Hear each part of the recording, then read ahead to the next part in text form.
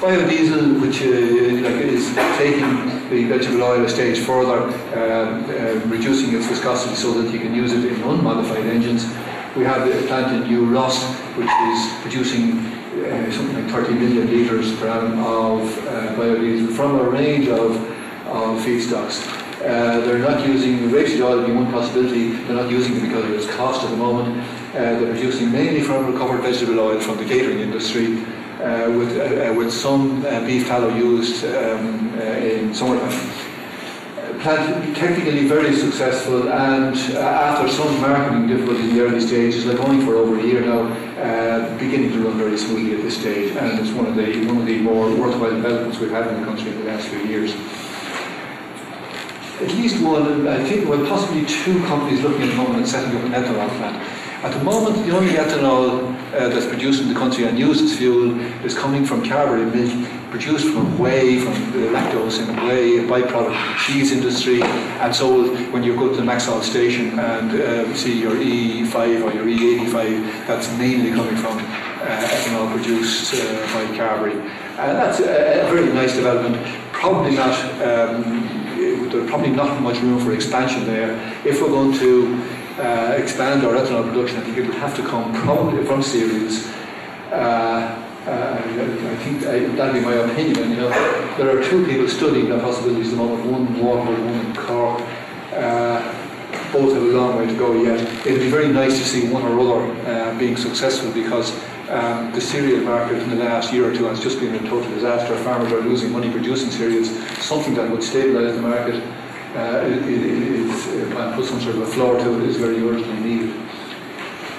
Biogas is a possibility. It's a very versatile fuel. It can be used. It's been used in Sweden, in Stockholm, as a vehicle fuel.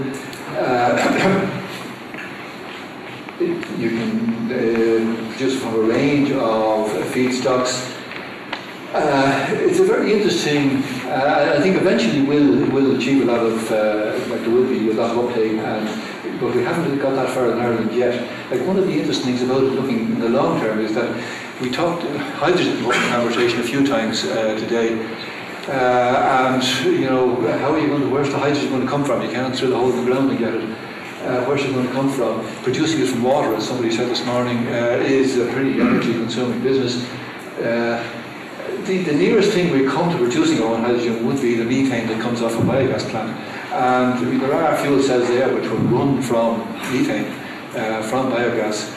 So in the long run, that may be an interesting development, which, but in the meantime, I'm afraid, at the moment it's not viable to produce ethanol from, to produce methane from farmyard manure or agricultural crops. It's very hard to make it a viable proposition. So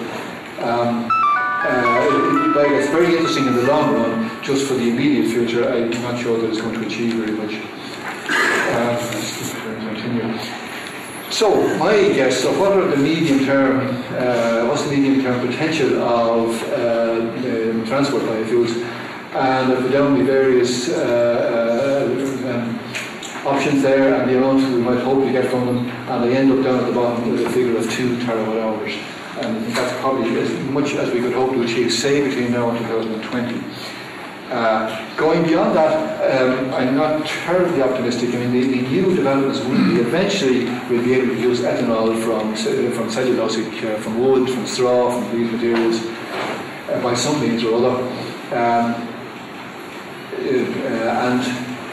But I'm not quite sure how much impact any of these things will ever make on the Irish market. I mean, they will tend to be large scale, and the price they will pay for raw materials will be low, and I'm not sure whether they will be able to compete for lignocellulose resources in this country. I'm really not sure at this stage what way the future will pan out, but I wouldn't be overly optimistic, so I wouldn't be setting a very high target for, say, 2040, because I'm not sure that it will improve an awful lot on my medium-term prospects.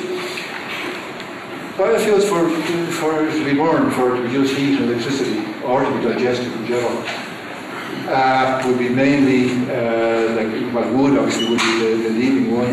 Then you come to things like energy crops. and then various residue materials that we break down in those three categories. In terms of using energy for using these materials to produce some form of energy, well, one option is produce pellets for domestic and small commercial boilers and stoves. That's the bee pellet plant in October. You can see all the forest things there queuing at the back door to go into the plant, which can produce about 70,000 tonnes of pellets a year, not running at anything like that capacity because the pellet demand is just not there. There's one other plant, Lee sawmills in the south of the border, and then Belfast in the north. So we have three substantial pellet producers in the country at this stage, producing far, far more than the market can absorb. I suppose it's an example of where the two things have got out of sync, the capacity to produce and the market are seriously out of kilter. The next option would be wood chips for bigger boilers, commercial boilers of one sort or other, 100, 200, up to 1 megawatt. That market was developing very nicely, mainly with hotels. It still has a lot of potential. It's in a temporary state of no expansion, I suppose, because the main market is hotels, and hotels are more interested in survival than investment at the present moment. So there's not much happening there. But it is an interesting, a good development, and I'm sure it will pick up again as the economy picks up. Briquettes for open fires and stoves, a market dominated by a big market. A few people now starting to get into it. Some of you may have seen on television there a few weeks ago, and out the road from us here, back at the airport, producing straw briquettes. You'll see them on sale in the Spar supermarkets over the coming year.